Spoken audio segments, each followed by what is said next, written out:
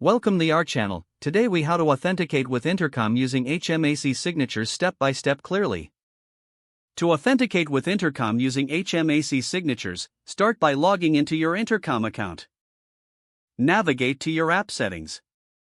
Locate the section for API keys. Generate a new API key if you haven't already. Copy the generated API key and store it securely. In your application, install a cryptography library if you haven't done so. This library will be used to create the HMAC signature. Next, extract the required parameters from your request. These parameters will include the user's unique ID and any other relevant data. Now, you'll form a message string to be signed. The message string should combine your API key and the parameters in a specific order. Once your message string is ready, use the cryptography library to create the HMAC signature. Make sure to specify the appropriate hashing algorithm, commonly SHA-256.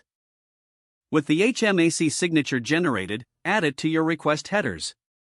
Include the timestamp as another header to ensure freshness of the request. Make sure to send the API key and the HMAC signature together with the request. Once the request is sent, check for a response from Intercom. If the response is successful, you've authenticated correctly. If there's an error, review your HMAC generation process for any mistakes. Ensure that your API key and message string are correctly formatted.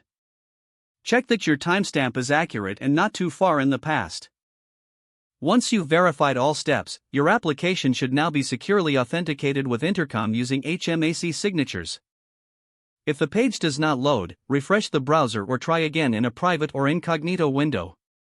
Make sure you are using the correct email address, then retype it carefully to avoid small typos. If your password is not accepted, use the reset option and create a new strong password you can remember.